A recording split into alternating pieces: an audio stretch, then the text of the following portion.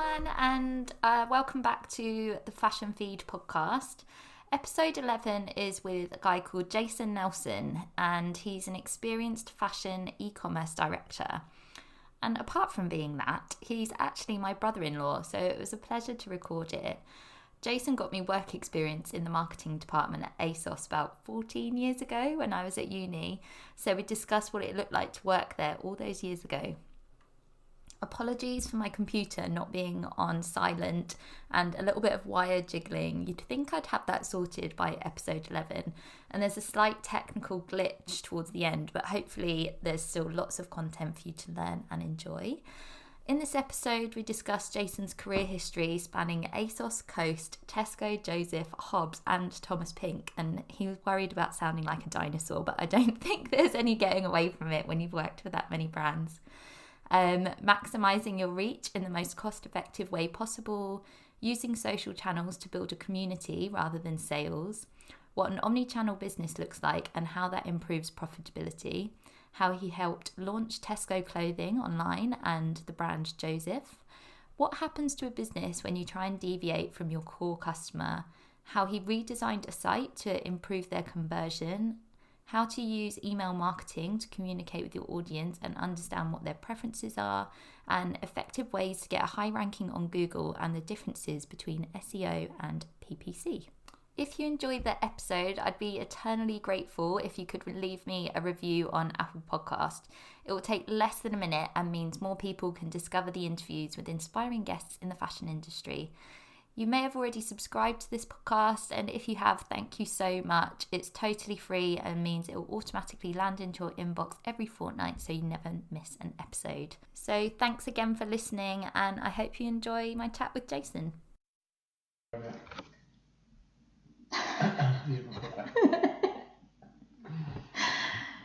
Are you ready?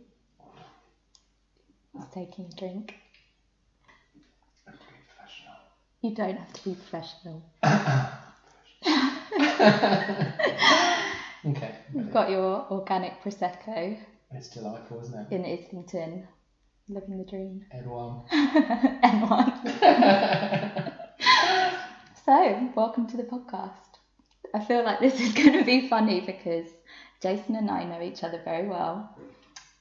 Basically my brother from another mother. That's me. He's my boyfriend's brother.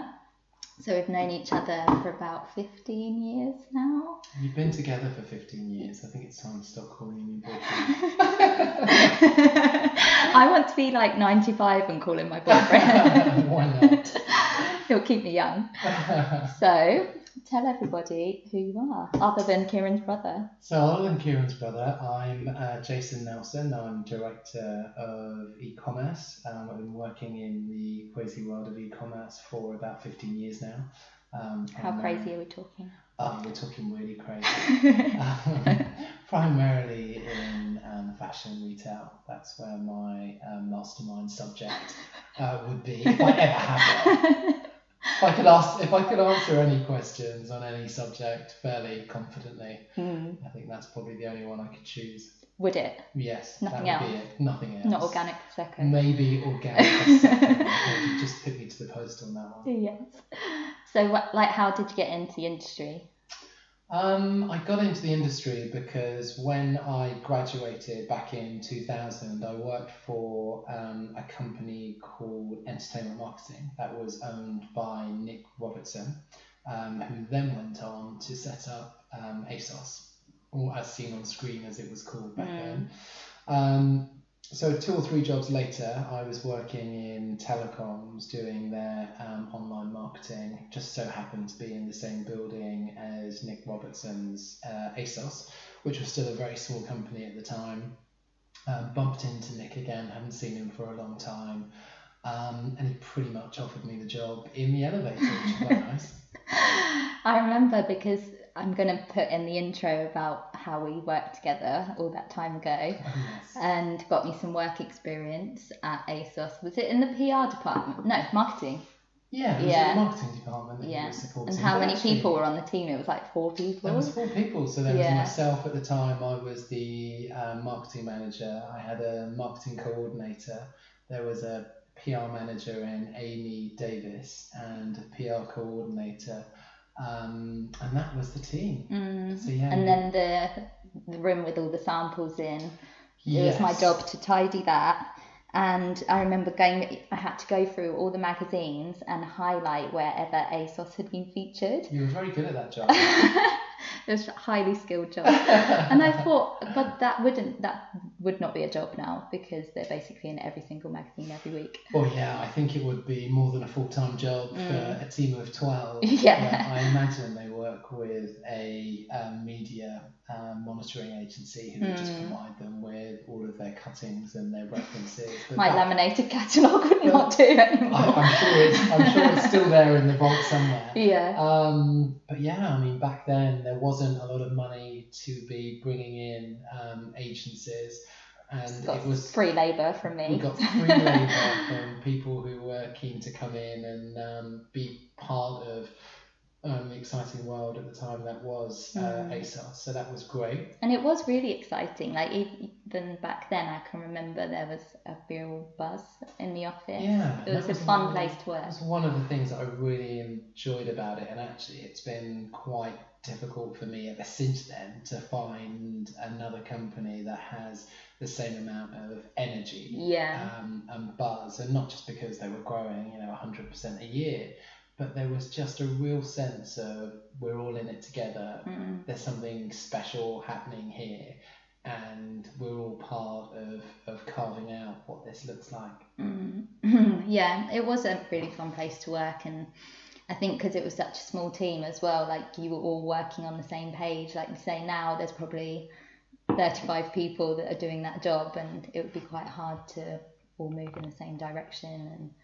And I just remember it was a really fun summer. It was a great time. So I was there for 2 or 3 years, really enjoyed that. Although my role was marketing manager, it was primarily online marketing. And what does online marketing look like then compared to now? I think a lot of the principles are the same of online marketing. So ultimately what you want to do is maximize your reach in the most cost-effective way possible. I think a lot of the channels and how we engage with those channels has changed. So the channels have evolved, and how we engage with them in terms of what we want to get from those channels has changed a lot. It was much more focused on return on investment back then. So Instagram. Really tracking how every pound was performing. We weren't really as focused back then on engagement.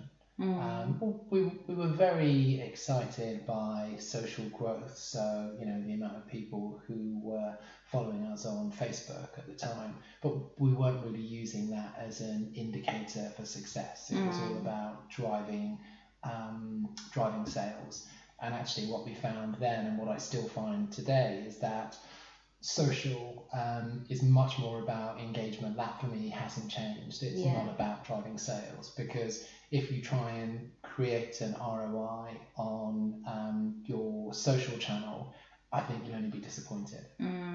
I think as well, people don't really use magazines anymore. They don't read magazines as much because they're on Instagram.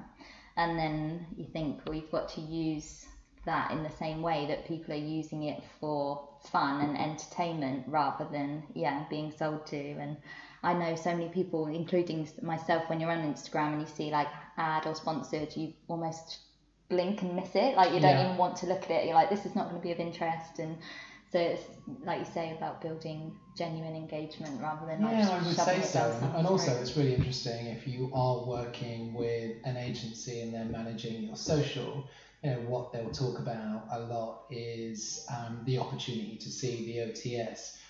And opportunity to see. So what they'll talk about is how many eyeballs would have seen your ad, but actually how many people are really seeing ads in the social space, because even if you scroll past them, it doesn't mean it counts from an OTS point of view, but actually how many people are really registering your message, taking stock of the brand and who you are, And actually, is it really increasing their propensity to shop with you? I'm not sure. Yeah. So where did you go after ASOS then? So after ASOS, I decided I was very excited by the omni-channel world. So I wanted to work with medium-sized retailers because I still wanted to be very involved in the strategy of the business. So I didn't want to go, somewhere like a Sainsbury's. I wanted to be involved in a medium-sized retail business that had stores plus a website. I wanted to get involved in a business that really had ambitions to almost flip their business and say, actually, as retailers, we've always thought we'll build the experience and they'll come, but let's think about actually, and what really excited me was, let's think about who the customer is and what the customer wants, and then let's build an experience, let's shape an experience around that. Yeah. So where did you go? So straight after that, I went to Coast. So I went into Coast as their head of ecom. We did lots of really exciting stuff there. We were one of the first people, and I was quite fortunate to be part of the team who delivered this, to operationalize ship from store. So you have lots of stores, retailers I should say, with stores and their website. What you would often find is that the web would sell out first of bestsellers, and then you would find fragments of those bestsellers around the store estate. But actually, by implementing an omni-channel initiative, we were able to increase sell-through of our best-selling lines. We were able to increase customer satisfaction because actually, once it had sold out online, we still had a number of units throughout our store estate that we were able to fulfill against that customer expectation, therefore, maximising our profitability, but also making a customer happy that they're able to get their size, colour, style that they desired. Because it looks rubbish in store anyway if there's like 2 or 3 lines, and they usually just put it out the back. But yeah. So is it the fact that you could do click and collect, or like how do? I think that becomes a part of it, because click and collect is often part of the same technology estate that helps you achieve a ship from store. So it's all part of the same system and setup, and there are people out there who can really help businesses achieve that in a very cost-effective way. But it wasn't just about driving sales and increasing customer engagement. We were also selling more profitably, because by the time you get to the end of the season, if you've still got fragments of your bestsellers in store, the chances are you're going to mark those down, when actually there's probably hundreds of thousands of people who visited your website who'd be interested in buying it, but because it's not available in your DC, which fulfills your web business, they never got to see it. Yeah, if you live in London, there's one hanging about in Edinburgh, and then it's like bringing it all onto one. Yeah. So then, where did you go after Coast? Gosh, now you're testing me. You should have your LinkedIn up just to read through that. Yeah, I know. I should be checking that, shouldn't I? So after Coast, I went to Tesco, actually. And the reason I forgot about that. This was not the answer I was expecting. The reason I went to Tesco is because after ASOS and then going straight into Coast, I felt like I needed some time out to go travelling. So I did that. And then when I came back, I was open to contract opportunities.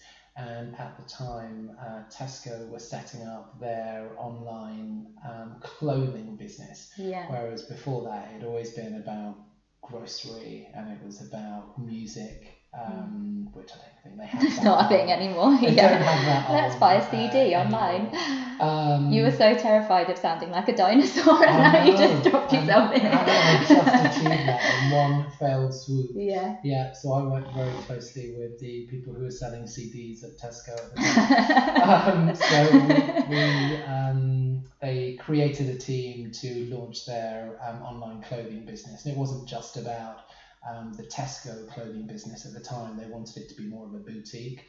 Okay. which was a buzzword back then. Yeah. So they brought in quite a few clothing retailers that their average consumer would have aspired to, but may not be as familiar with. So we just needed to get their website up and running quickly. So we worked with a company called Vendor. They're not around anymore. They've been absorbed into a bigger e-commerce beast. But the focus was really around creating a website which was engaging, which of course converted, which was a bit more aspirational than the grocery side, because when it comes to selling clothes, when it comes to selling fashion, the same principles do not apply to selling a tin of beans. So there is more romancing that's involved. You can't always rely on an algorithm to make a recommendation of what you're likely to buy that with. So there was definitely some work there that needed to be done around the customer experience and what we wanted that to look and feel like. So I went in there for an 8-9 month project and then gave birth to the online clothing store at the end of that. Wow. I totally forgot that you worked there, and I think I don't know, when you said earlier I didn't want to work for somebody like Sainsbury's, I worked for Tesco instead. Yes. but I was already then at quite a different stage of my career. So I had done the e-com pure play. I had done the multi-channel in a smaller retailer, certainly. And then launching but I felt something like new. it had given me enough experience to be able to go in and add to a project like the Tesco project, and of course that was going to look good on my CV. And you've got some really smart people working at Tesco, and I really enjoyed my time there. I mean, the only thing I didn't enjoy was Welwyn Garden City daily, but apart from that, it was quite an inspirational place to work. Yeah. And so moving on from a project, did you feel like you wanted to stay freelance, or were you ready to kind of go back full time after that? I quite like the idea of staying freelance, and I think my career has been peppered with moments where I thought, I really like the consultative part of my job. I'm going to go freelance, and I'm really going to explore that. But what has tended to happen is I tried to do that, and then I've found an amazing place to work, and they've offered me a permanent role, and then I've just... They just can't let you go. I don't know about that. But yeah, after Tesco, I was certainly open to another contract. And what I did after that was I went into Joseph to set up their online fashion business. So for me, that was quite interesting in that it was a luxury business. The brand heritage was so incredibly important to their storytelling and who they are as a business. They were also launching on the platform Vendor, so I had a bit of experience of working with that platform. Is that kind of like what Shopify is now? Yeah, so they have been absorbed into one of the big players, and I can't remember if it is Shopify. I don't think it's Magento. I think it's I don't want to guess. Something else. I'll probably get it wrong. Yeah. But yeah, they've been absorbed into one of the big players. During the course of this interview, I will Google it, because inquiring minds want to know what happened to them. We must know. So yeah, that was a great experience. Went in there for on a contract actually, but ended up staying a bit longer than the contract. Another great place to work, but for lots of very different reasons. That was all about the content that was created based on the historical narrative that business has, and it means so much to so many people. And what they create and what they're still creating today is very true to the essence of the brand. I feel like all brands that are doing well now have basically just stayed true to what they started with, and anyone that's not doing well has veered too far away from it. It's an interesting one, isn't it? Because I'm going of jump around a bit here, but I've worked at Coast as their head of ecom, also worked at Hobbs as their head of ecom, and they were both really interesting experiences for me because I saw firsthand what happens to a business when you try and deviate from your core customer. Yeah. It's like you try and go younger, you try and create things that your average customer that you have and that's been loyal to your business, isn't necessarily going to buy into that.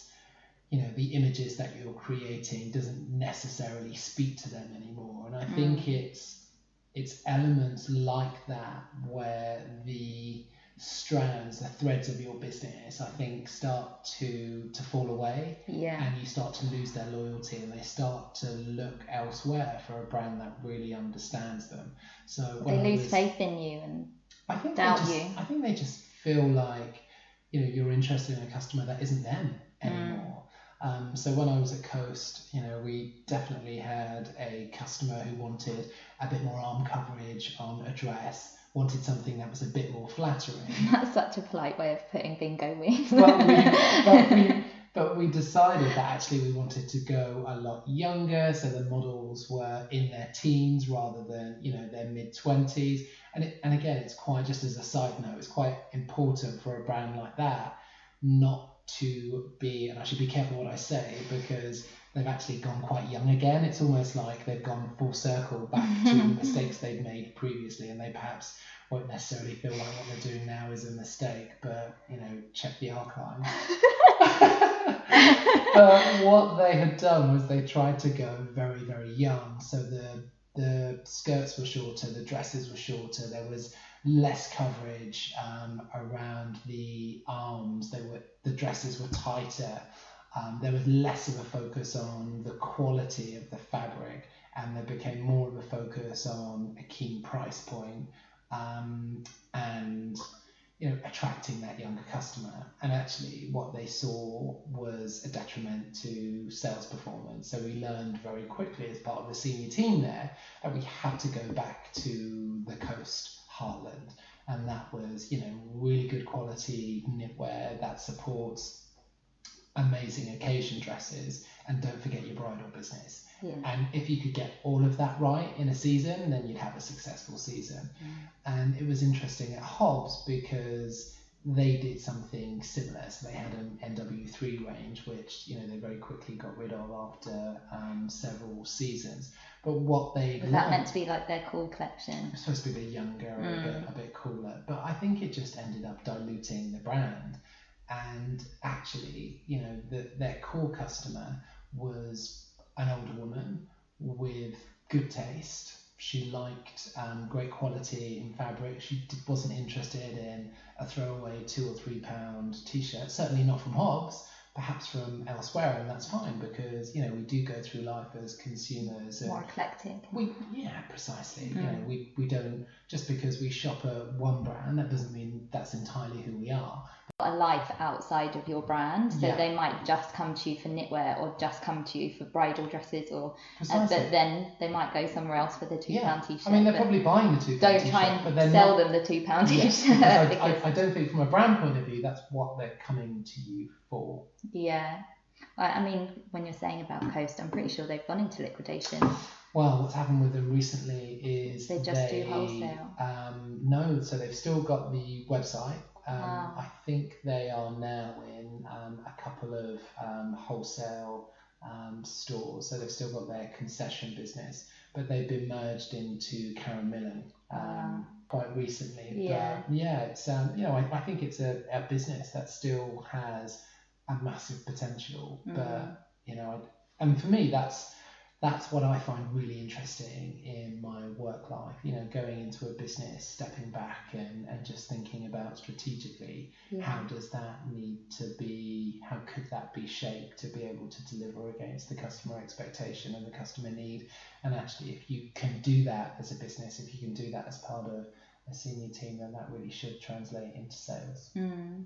I think another example of that is Topshop at the moment, because the whole Philip Green thing didn't help. But I read a lot of articles that were saying, I'm their perfect target customer. I was buying them when I was 15, and then it's almost like they've stuck to that and they've not moved with their customer who has grown older. But then the product is still really young, but it's also quite expensive, and the young person doesn't have the money, and the older person who's got the money doesn't want to wear the young clothes, and it just feels completely confused, and they're suffering because of it. And they don't know who their customer is, and it's so clear when you go in there. It's just like a bit of a mixed match of everything. And I think, if you think about their heyday when Jane Shepperton was at the helm of the business, everybody was talking about Topshop. Like everyone was looking at what they were going to do next. Even up until like a year ago, I think people were still asking, even when they knew their sales were down. When I was at a supplier and I worked on different accounts and working with different brands, the first thing any brand would ask is, what's Topshop doing? And it's almost like a habit that they always thought that they were the market leader. And I saw something the other day that said his profits in 2 years dropped from something like 300 million to 20 million.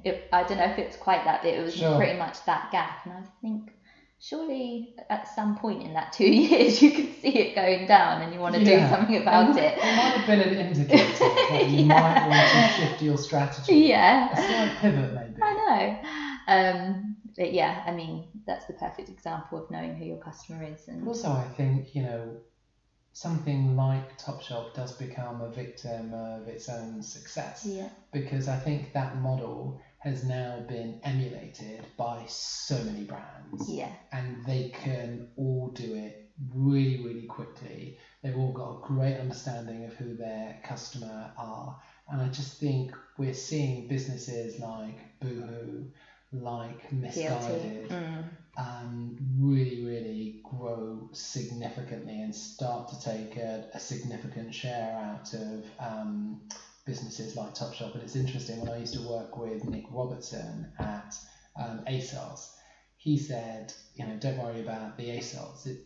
The people like ASOS. It's the people like Boohoo that you need to keep an eye on. I immediately went and bought the shares. I know. I'm so jealous. And he was absolutely right. He could see that was going to be a successful business, and my God, hasn't it? And even though it's not to everyone's taste, that's what I try and say to clients sometimes, is that you don't have to appeal to everybody.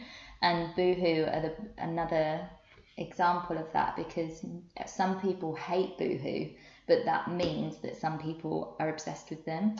And if you try and be vanilla and appeal to everyone, then everyone kind of thinks you're fine, and that's a really dangerous position to be in. Well, I mean, look what happened to Theresa May. She tried to appeal to everyone and ended up appealing to nobody. There you go. Don't be a Theresa May.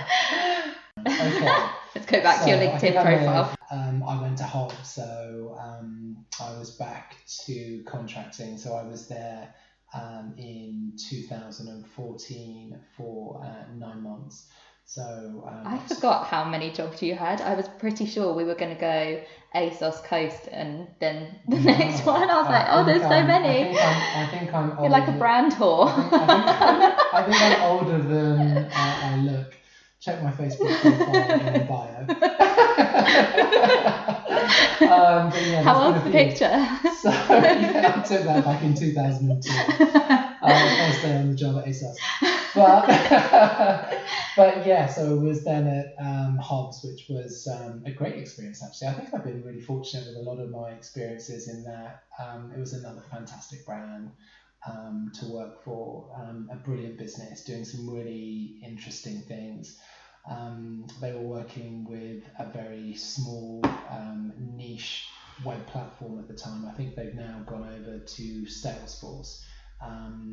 But what I did whilst I was there was, it was a relatively short tenure, so it was very focused on redesigning the website. So, it was quite clear that there were opportunities to drive conversion. So wow, this is the number one thing that people want from a website, surely. Well, I guess For me, there's always three things, right? So there's your traffic, so driving considered traffic. So the type. Don't want any young people on that website. No, but I think what can happen and what brands can sometimes chase in the area is just driving numbers. Yeah. But it's not about driving numbers. So it's about driving people who are most likely to be excited by your brand and want to engage. Because actually, if you're driving them to your website, you're then hitting them with retargeting to drive them back to your website. If they don't convert, you want to make sure it's the right prospect. Are they the sort of banners that come down the side of your screen? Is that retargeting? Yeah, it can be. Yeah. There's a number of ways of doing that, but retargeting becomes a very cost-effective way of targeting consumers, because ultimately, if you're able to retarget someone across the web with messages that you've tailored specifically for them based on their experience on your website, then it tends to be a very effective way of driving repeat traffic and driving conversion. Yeah, and like abandoned baskets and things like that. Yeah, I mean, you've got to be quite careful, right? Because, you can work with lots of different suppliers who can be providing elements of all of that, but they don't necessarily talk to each other. So you could be, if you have an abandoned basket program, you can control within your abandoned basket program how many times you would email somebody about their abandoned basket. If you have a retargeting ad program, you can control how many times you will show the same person the same ad.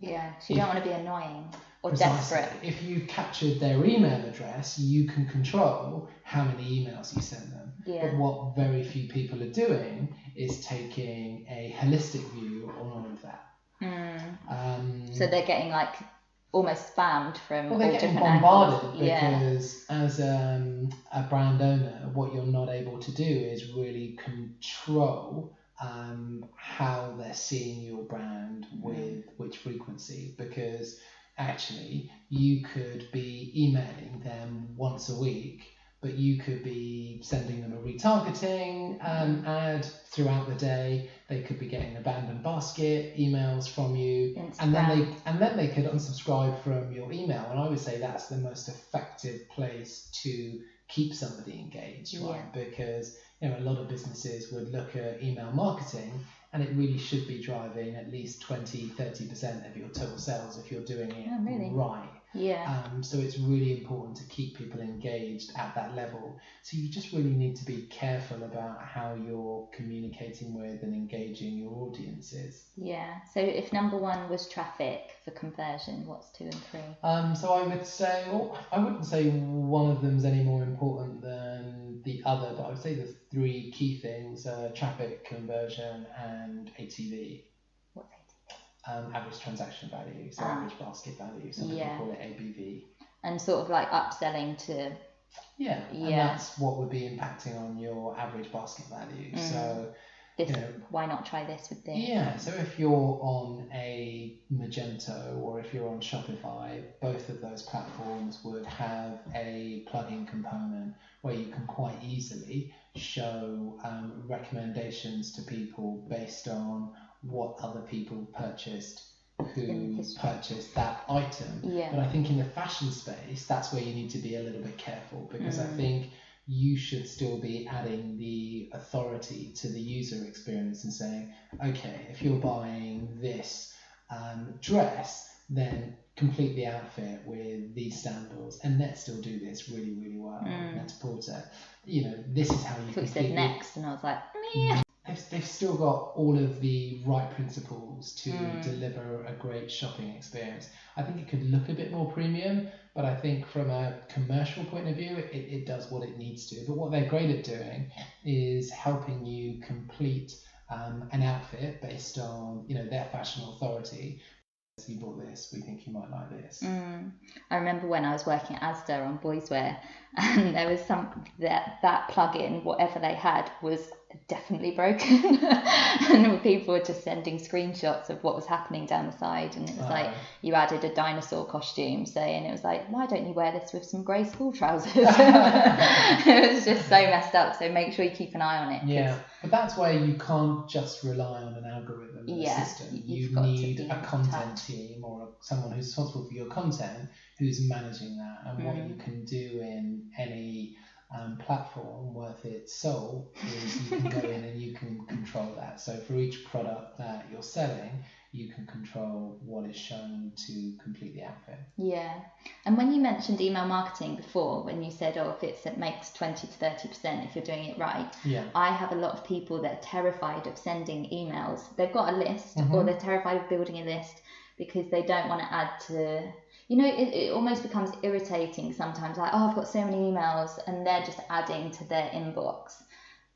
What can you put in that email that would make it not spammy? Or it's an interesting one, Mike, because I think when I started at ASOS, the average open rates and click rates were far higher than they are today. And the reason why the averages that we're working to at the moment are around a 20% open rate, about 5% click rate. I mean, that tends to be industry average in retail. I think that's quite high, actually. Like, if you're doing it right well, I guess that's what it should be. And there are things that you can do to make your emails more engaging. But the great thing about, even really cost-effective email marketing software like MailChimp costs nothing. But it will still tell you what people are engaging with in your email.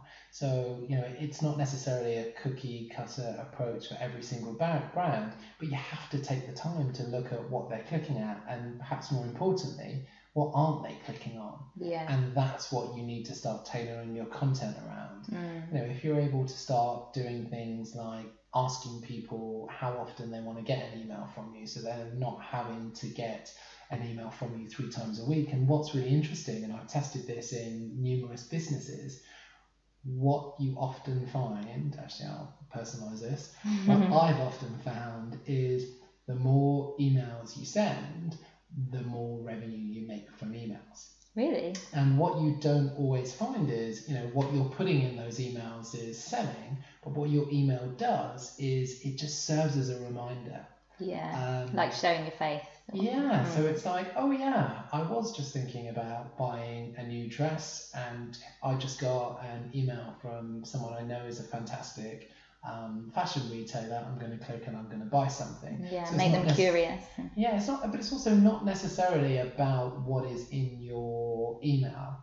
But then I've worked with some retailers, and it really was about what was in our email. And I think before we could generalize on that, everyone needs to do their own testing and find out what is most likely to drive a desired response. That's interesting. The more you send, the more you sell, because it's almost like that thing where you need to be seen 7 times for somebody to buy from you, and building the trust. And obviously if you did send 3 emails a week, I don't know, that seems quite a lot, but if it was that, not every single one of those emails has to be selling. Like, one of them could just be like, we've written a blog, or we've interviewed our e-commerce director, and it's more service. I think that's a really good point, because one of the areas of online marketing which is massively underutilized is content. So what not enough brands, I would say, are doing is creating the type of content that is relevant to their product area, that their customers would be interested in engaging in. So, if you're a business that sells occasion wear, then you should really be the authority on when you should wear a little black dress, what's appropriate to wear. Like dinner manners or something, or precisely. But something fun and playful. It can absolutely be all of those things. But there's an opportunity for you to create content around words, keywords that are specific to your business. And that is one of the most effective ways of getting a high ranking on Google. So if Google can see that you've got lots of relevant content around keywords for products that you're selling, that's much more likely to drive a successful sale response than spending all of your budget on PPC. Pay-per-click. Yes.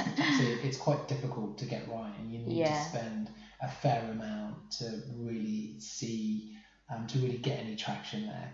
And what I see time after time, and I've worked, my specialist area is, £1 million businesses, and their online is 15 to 20% of that. But what I've seen in most of those businesses that I've been into is a lot of the PPC budget is spent on brands. So people are searching for coast dresses, and we want to be all right at the top of that. Yeah. But what we can very quickly do, and what I did when I went into those businesses, was ran an A/B test around what happens if you don't bid on your own brand. Yeah. And 99% of the time, we didn't need to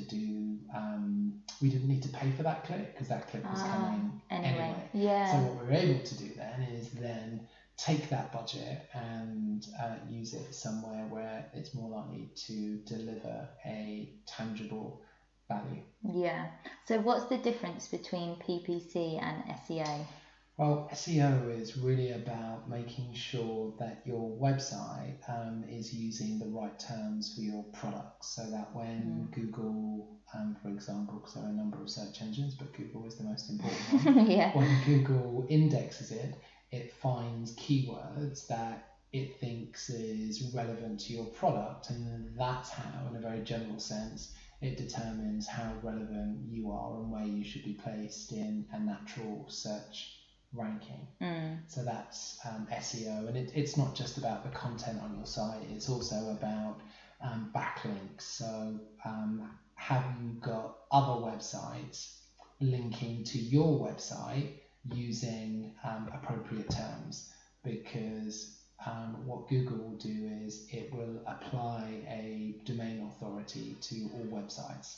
So if I had a website called jason.com and I sold evening dresses, if I were to get a link on the BBC website, for example, that referenced my website, the term evening dresses, with a link through to my evening dresses page, then Google would think I'm very relevant for that term. And again, I'm simplifying it, but it's based on the principle of building out links from reputable sites where they are linking to your site for terms that are relevant to your business. So there are some businesses out there that will abuse this, and they'll buy links, and what often happens is Google will find out, and then they get banned from search engines. Yeah, they're quite strict. So you have to be quite careful. I mean, what Google will always say is that make it relevant to your customer, and it will be relevant to us. And I think if you keep on thinking about... Don't serve Google, serve your customer. Precisely. Serve your customer and shape the experience around your customer,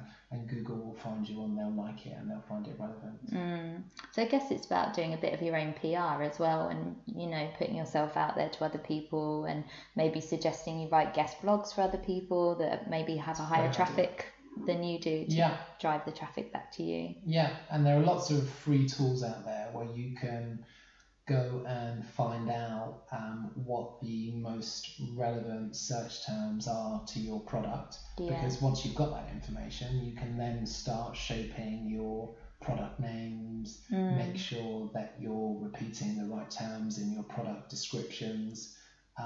So there are a number of free tools, and Google offers some of them. But if you go in there and you look at SEO Analyzer, I think it's called, for Google, what you'll be able to do is drop terms into their search box, and it will let you know how many searches happen for that particular term over a given period. There are also websites out there, or free tools, where you can look at your competitor websites and see where they are really keyword rich, and you might want to think about taking some of those keywords and incorporating them into your web experience. I went into a brand recently and they were selling midi dresses and maxi dresses, but there was a new thing that was somewhere in between a midi and a maxi, and they called it a midaxi dress. Which is hilarious, but nobody is searching for No one's ever going to search for that. No. So just call it like midi/maxi or something, you know. Yeah. And the team got in so much trouble because they were like, "Why are you making up words that no That one's no going to one's ever search?" going to search And for. they're a purely online brand, so nobody is ever going to find that unless. I mean, I don't know. It was just ridiculous. Well, I think that's a really good point. And you know, it reminds me of conversations I've had with the marketing teams and content teams at various businesses. Where it's like, okay, you might want to call this X, but actually, what most people are searching for online is Y, and therefore like bouquet dress rather than floral dress or Sure. something. You know, people try and get a bit artsy, and you might have a bit of a fight with your designers about what the nearest thing is, but people are quite basic in what they search. Yeah. You know, it's like black dress or green trousers or Precisely. you know, not chartreuse trousers or. But it's an interesting one because also the more specific you can be around your product, the more likely you are to create a long tail term from a Google point of view. So if you are the authority in dungarees, for example, then think about what sort of associated terms people might search that relate to dungarees. Like in America, they call them overalls. Yeah, so I think that's also that brings us on to another subject around internationalization. But you know, from a simple dungaree point of view, I'm sure there are variations of dungarees. Like jumpsuit or there are jumpsuits, but also there are colours of dungarees, right? So denim dungarees. If that was a thing, then you would want to own denim dungarees, and it's going to be much easier for you to be the authority on a denim dungaree than it is a dungaree because it's a slightly longer term. So any terms that you can really own, that is 3 words and beyond. Is that what you mean by long tail? Like literally a longer phrase? Precisely. Yeah. So, you know, from a PPC point of view, at Coast and at Hobbs, we wouldn't just bid on dress, right? Because it's too general, and there are lots of other businesses out there like Next who are much more likely to rank from a natural point of view. Like bridesmaid dress. For dress. But something like a bridesmaid dress or something like a short bridesmaid dress is a much bigger opportunity for our business because number one, it's not as competitive, right? So the more terms you can add to the name of a product that's specific to your product, the more likely you are to own it. Interesting. And I think we've completely lost track of your career history by this point. Where did that go? I think you worked at Thomas Pink as well. Yes, so I was at Thomas Pink for about 4 years. But yeah, that was a really interesting experience. So the majority of my career has been focused on women's wear. But Thomas Pink was the first opportunity for me to go into a business where actually it was women's wear. That was the simple cousin and not men's wear, as was usually the case. So of course I made the most of the various sample sales. I no longer work at Thomas Pink. In fact, I left in September last year and I'm still wearing their work shirts, which is great. I've still got some that are fully wrapped. So yes, I see that as a success. But yeah, I was there for about 4 years as their head of ecom. Saw many changes there, and it was quite interesting being there actually because there were a couple of different CEOs who took up the mantle whilst I was there, and various senior teams. And the strategy changed like 2 or 3 times whilst I was there. It was almost like a complete pendulum swing in the opposite direction. So, and you're just expected to get on with that, obviously. Yeah, I mean, it was an interesting experience to work through in terms of, you know, how you really motivate your team to really get on board and really buy into the latest strategy.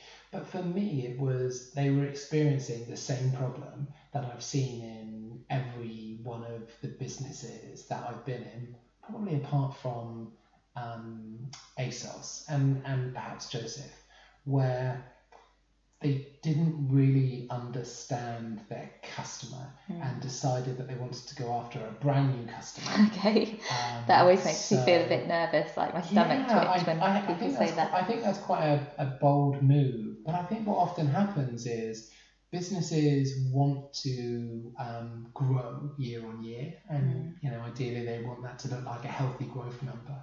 And then when it isn't, I think they start to panic and they start to think that actually, to drive additional revenue, what we need to do is appeal to a completely new customer, right? And, for some businesses, perhaps that is the right route, but in my experience, it generally hasn't been the right route. Same. And what perhaps needs to be done is to gain a better understanding of who your customer is and what your customer wants. And also, the way to do that is not being afraid of asking them to come and speak to you. I mean, if you have a think about anything like a WhatsApp group that you're in, when have you ever asked for somebody's opinion and they've not given it to you? You know, like it's almost the highest form of compliment. So I think that's a good point. And also there's, in 2019, there are lots of ways of collecting that information and garnering that opinion. Even like a type form, it's free. You can make it look nice. You can brand it in your colours. Yeah, absolutely. And there are so many tools. I mean, MailChimp do this, SurveyMonkey. You can collect responses from tens of thousands of customers very, very cost effectively and easily with a tool like that. But again, what the challenge becomes, now you've collected it, what do you do with it? Yeah, and executing it. Yeah, it's like, well, number one, let's not ignore it. So there are some really key learnings here. And what are we going to do differently in our business to really maximize that opportunity? But I think it's a really interesting one because from a survey point of view, you've got to be careful about how you ask the questions, right? Yeah, because if and you asking say, the questions that you actually want to know the answer to, rather than how old, or I don't know, are you actually interested do it in that? in a way where you're not leading the witness. Yes. So don't ask them if they would like cheaper prices, because they're going to say yes, and that tells you nothing about your business. Somebody said to me before, it's almost like looking back at their previous. So what did you last pay for the dress that you bought? And that's more of like a fact, because people like to think that they're more aspirational than they are. Yeah. So if you say, would you pay £35 for this t-shirt? Somebody says yes, and you're like, okay, buy it. Then they're like, oh no, well, maybe not today. I think that's an interesting one, because I really think you shouldn't be asking your customers about price specifically. Because I think that's something that you need to determine as the authority. Yeah, the chief executive of your business. This is what you should be determining, because if you ask your customer if they want cheaper prices, they will always say yes. But that isn't really what they want from you. What they want is, a really authentic experience. If you are the authority in dungarees, then they're coming to you to buy dungarees because of the quality of the product, because of your relationship with sustainability, whatever those reasons are. The story and the people. That's why they're coming back to shop with you. It's not price necessarily, and price is always a consideration, but it's very rarely the main determining factor in fashion. If you're buying something that is bulk standard and it's going to sit in a place in your home and it doesn't really matter what the brand is, let's use toilet rolls as an example. I will buy the Tesco Basics, but there are lots of other things that I won't buy a Tesco Basic for, but I'm less concerned about toilet roll. So for me, fashion is not about price. No. That's not what people are. And I don't want independent brands to compete on price ever. Like, I don't want some people say, oh, I hand make all my products, and say I hand make organic t-shirts in London, but Primark is selling an organic t-shirt for £4. Who cares? Like, that's not your customer. and theirs isn't handmade in London by you with your experience and your story. Precisely, and that's what becomes really special. And if you look at the likes of LVMH and Keyring, they're the businesses that are doing fantastically well at the moment, and people aren't shopping with them because they're price competitive. It's not about the price. Yeah, it's about the desirability and the exclusivity, and it's like almost picking something that you're going to own and running with it, and also something that you're passionate about. Yeah, which is what we were talking about earlier. If you focus entirely on price, you will fail. Of course, then it's a slippery slope into markdown. Yeah. And it becomes a race to the bottom. It's like Gap. Yeah. We've literally just slated everybody. I think Gap really did learn the hard way. And I think they're trying to turn that around now. But, at one point there, why would you shop at Gap at full price? Because no one does. Constantly marking down. Yeah, even if it's like 50% off, you're like, oh, I'll wait till it's 70. Yeah, you know it's going to go to 80. Yeah, just give it to me for free. But that's actually, all I want. I think, the brands that do this really well are, if they have a markdown period, they're very considered in their markdown. Next. So it doesn't mean absolutely everything in the season is going to go into markdown, right? It's just the stuff that they know they're not going to be able to sell next year. And actually, it's probably the stuff that customers don't want to buy at full price anyway. So a great opportunity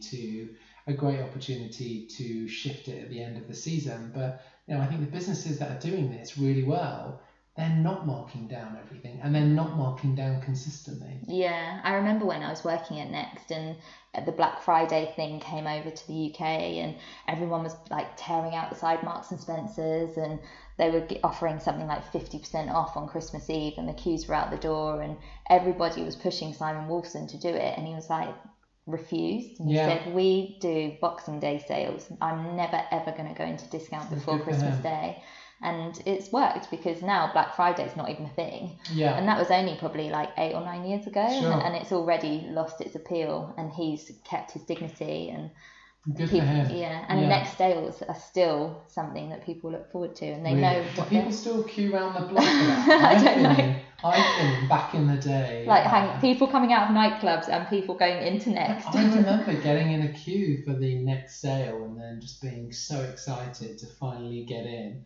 After an hour's queuing, and like. Well, I think you're given a slot online now in advance. Oh, really? Belt. I didn't really want. You just get so disappointed, don't you, if you've waited that long to get in there? I've got to buy something. I haven't got anything. Do you do toilet roll?